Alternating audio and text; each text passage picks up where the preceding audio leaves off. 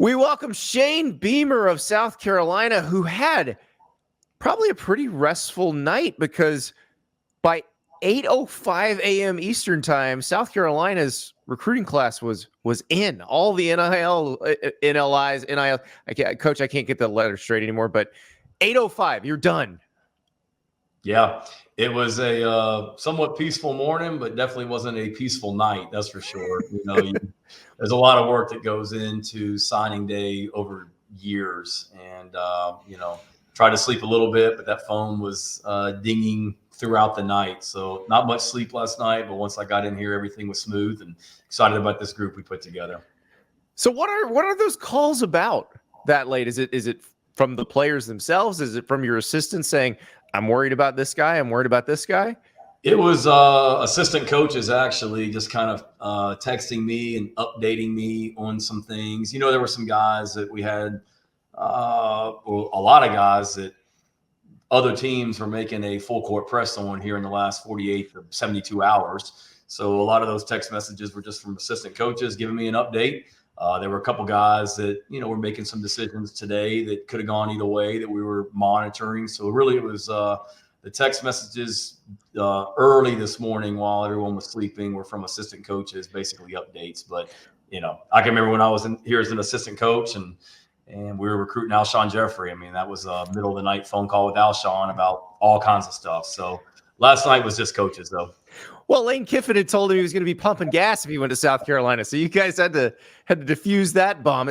By the way, if you're pumping gas into a Bentley or a Rolls Royce, which is what he ended up doing, does that count? So you said it, not me. Exactly. Well, okay, but it's interesting that you brought up Alshon Jeffrey because you were on that staff at South Carolina when you got Alshon and Stephon Gilmore, who were great in-state recruits for South Carolina. Josiah Thompson's the number one recruit in your state. He's the number 2 offensive tackle recruit in the country. You signed him today. That's, I'm assuming, one of those guys that the day you get this job, you're told about him. And, hey, there's this guy in Dillon. He's young. He's big. But how much has recruiting changed since you were trying to lock down Alshon Jeffrey and Stephon Gilmore and then trying to get Josiah Thompson to sign with you now? Yeah, so much. I think when we were recruiting Alshon, I don't even think texting was legal to recruits. At that point, I mean, I think you had to email and literally write handwritten letters, if I'm not mistaken. I mean, I make Alshon sound old, but I'm pretty sure that you couldn't text back then to recruit. So it's changed so much. Just the attention on recruiting, the technology, probably more than anything, Andy, it's just the fact that everybody knows each other. All these recruits, just because of social media, all-star games, combines, the world is a lot smaller in a lot of ways, without a doubt. But absolutely, the success that we were able to have here previously started with being able to keep the best players in South Carolina at home.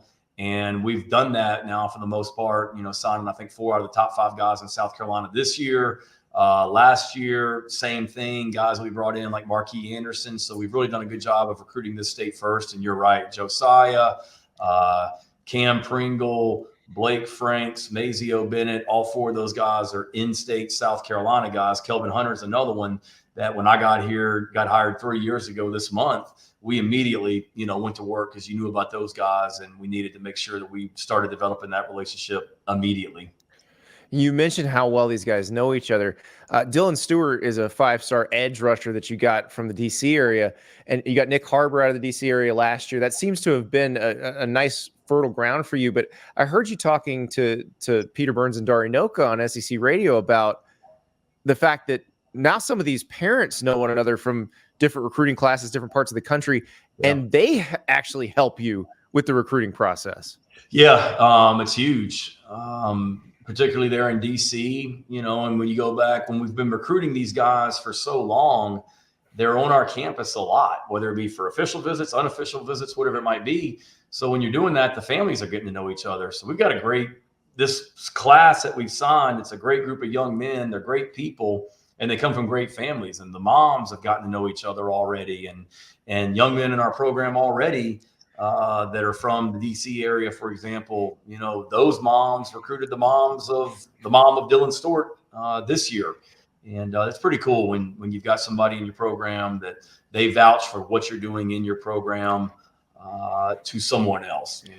That's your greatest recruiting asset right there when somebody's in the middle of it. This year, for example, Jalen Kilgore. Jalen Kilgore is a true freshman on our team, was a freshman All-SEC, freshman All-American. His brother is transferring into our program from Tennessee Tech. So that makes me feel proud that the parents of a freshman of ours feel good enough about what we're doing in this program and how we treat our players that they want their other son to be a part of it also.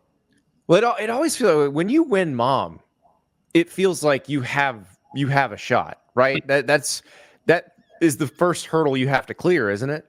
Yeah, certainly. We always talk about trying to develop strong relationships with everyone in their circle, if you will.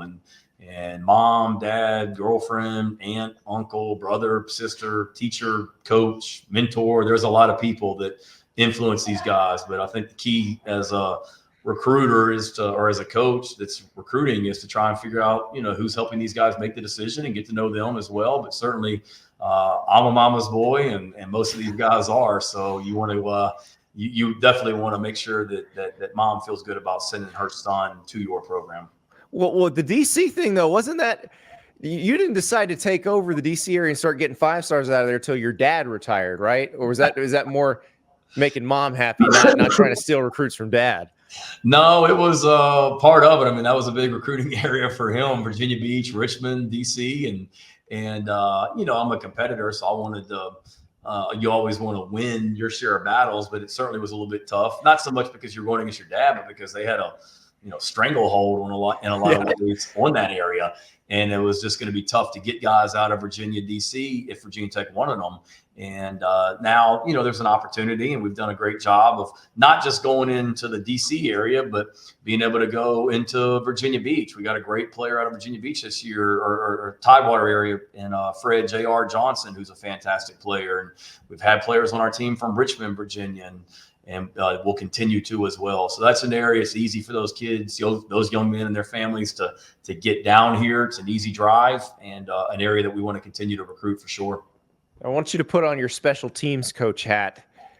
You signed a kicker this year, Mason Love from Missouri. Yep. How different is recruiting punters and kickers? It's hard. It really is. I'll be honest, and we've got total confidence in Mason, but a lot of the places that I've been where we signed a kicker or punter, they don't always pan out. I've been a couple places where you give a scholarship to someone at a high school and he ends up getting beat out by the guy you brought in as a walk-on. It's hard to project, but we had a lot of eyes on Mason, myself, Pete Limbo, Tyler Zielinski, our analyst, and we all feel really good about him. But that is that's a tough one, to evaluate in a lot of ways. You try and get them on your campus in camp, or maybe you're going to watch them kick in person. But we were very thorough on it. Pete, our special teams coach, he went and watched a lot of guys kick live and in person multiple times also, and then tried to get them on our campus also, because it's a lot like a quarterback. You're only going to offer one, and you better get it right, because if you don't, it can certainly set you back. Well, you mentioned earlier you had several guys in this class that people made the last 48-hour push for, and I know you've been on both sides of that. You've tried to flip guys in the final 48. You've had people try to flip them from you. What does that feel like when you're the guy trying to do the flipping, and that person has said they're going to this other school, but your job's to try to get them to go to your school? It is. I'll be honest. A lot of those instances are when someone that is committed to another school has opened the door for you and expressed that maybe they're not real sure about going to wherever that place is. And that happened. There was a couple instances of that this year. And it was nobody necessarily that we were pursuing. It was somebody that we were aware of. But they opened the door, towards the end also. So it's part of it. You don't like it. I focus on the guys that are committed to us and want to be here as well is my priority. But certainly when there's an opportunity that somebody, presents you, you're going to try and put your best foot forward and try and get them here. And that, nothing's official to the end, but proud of our guys, the ones that we did sign, because they've been committed to us for a long time. and they held strong and withstood the advances of a lot of big time programs here across the country. Well, and the only reason it was 8:05 and not 7:05 is you had some Central Time, guys. Exactly. That tells you how committed they were. It took 5 minutes to be done. Everybody woke up and sent them in. So it sounds like they want to be Gamecocks pretty bad. No, they were awesome. It's a competitive group. It's great young men. I'm on a group text with all of our commits or signees now, and they were all talking last night, kind of competing to see who was going to be the first one to get their stuff in. So they all got it in early and drama free, and that's what I like. Guys that love football, guys that want to be Gamecocks, knew they wanted to be Gamecocks, and put pen to paper or whatever you want to call it first thing this morning and made it official and moved on with their day. All right, Shane Beamer, thank you so much. Thanks for having me on.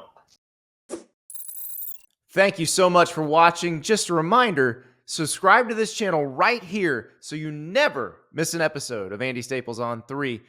And oh, by the way, watch all the other great videos on the On3 Sports YouTube channel.